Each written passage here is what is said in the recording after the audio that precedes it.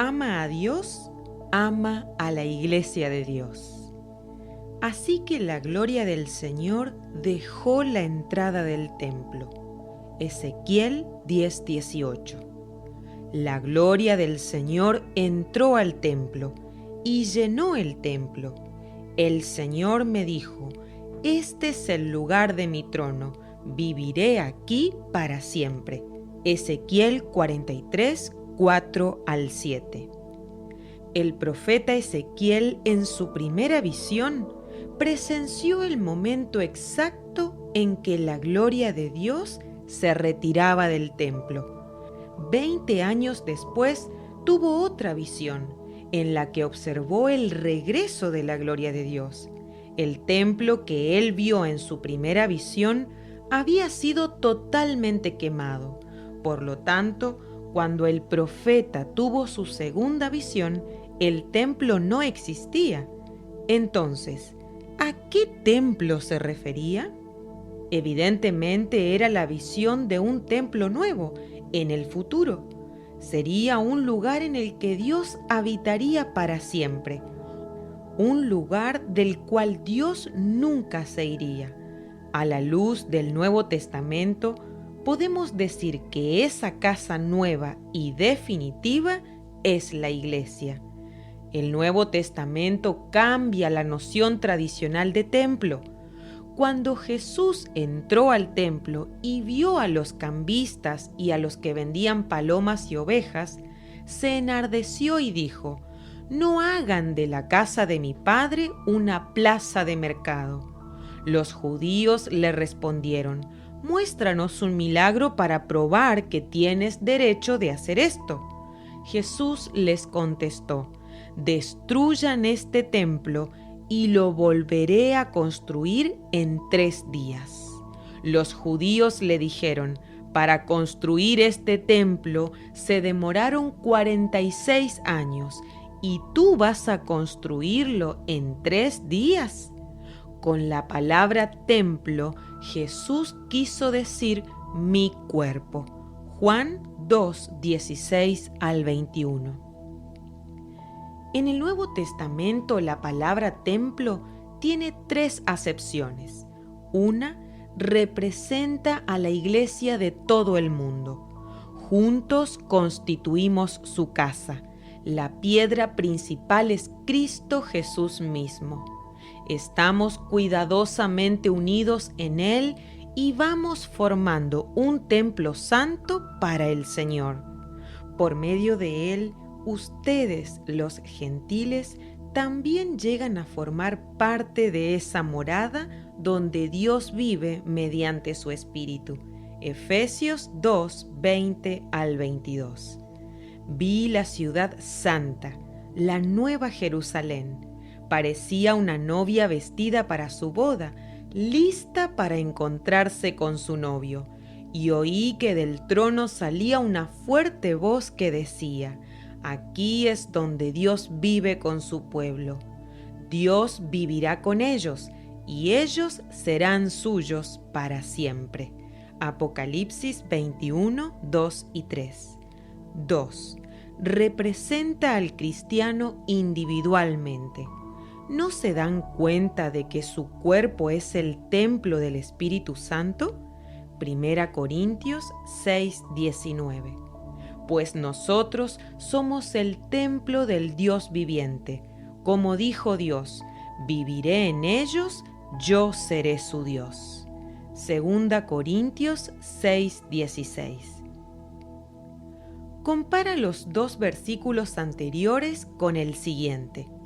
Por cuanto tenemos tales promesas, limpiémonos de toda inmundicia, conduciéndonos en santidad. 2 Corintios 7:1. ¿A qué promesa se refiere?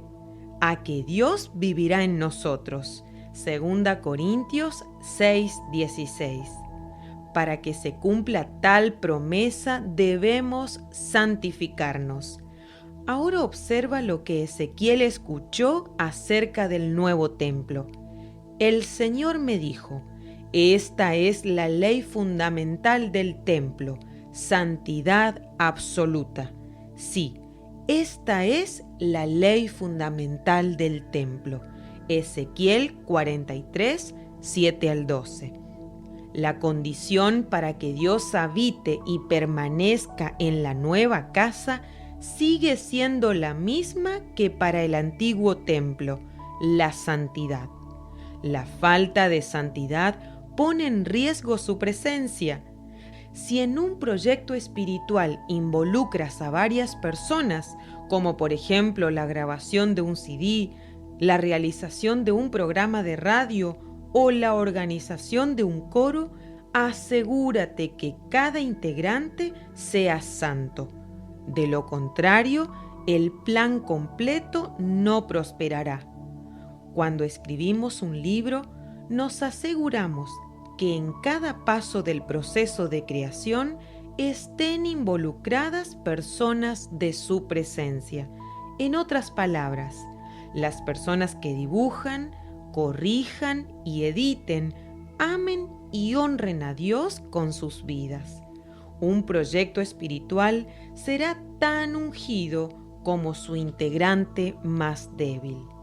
3. Representa a la iglesia local. ¿No se dan cuenta de que todos ustedes juntos son el templo de Dios y que el Espíritu de Dios vive en ustedes?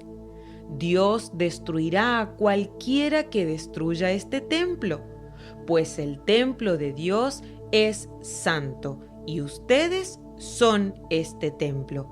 1 Corintios 3, 16 y 17. Grupos extremistas entraron a una iglesia en Nigeria en medio de un culto. Tomaron el niño más pequeño del pastor y lo arrojaron por la ventana.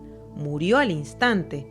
La madre lo recogió, lo colocó dulcemente sobre su falda y continuaron adorando a Dios. Esos cristianos perseguidos demostraron cuán importante es Dios y su gloria, pero para quienes atentan contra la iglesia del Señor, el destino que les aguarda es encontrarse con un Dios de juicio. Atentar contra la iglesia local es un asunto extremadamente serio. El juicio contra tales personas será drástico. Dios destruirá a cualquiera que destruya este templo. Existe un plan diseñado en el mismo infierno para desarraigar a los creyentes de la iglesia local. ¿Sabes por qué? Porque la iglesia es el lugar de su presencia. Al diablo no le interesa que dejes tu fanatismo deportivo. ¿Cuántas personas conoces que dejaron de ser simpatizantes de un club de fútbol para convertirse en adherente de otro equipo? A él le da lo mismo que tu ídolo sea Boca o River. Lo que sí le importa es que no te aferres a una iglesia. Él usará todo tipo de estrategias para separarte de la comunión de una iglesia local. Una ofensa, un conflicto no resuelto, la enfermedad de un hijo, la adicción de tu pareja, cualquier circunstancia con el fin de alejarte. Es posible que te insinúe que es bueno que te tomes un tiempo y que después regreses al servicio con más fuerzas. Incluso te aconsejará que te alejes del servicio hasta tanto tengas todos los temas resueltos.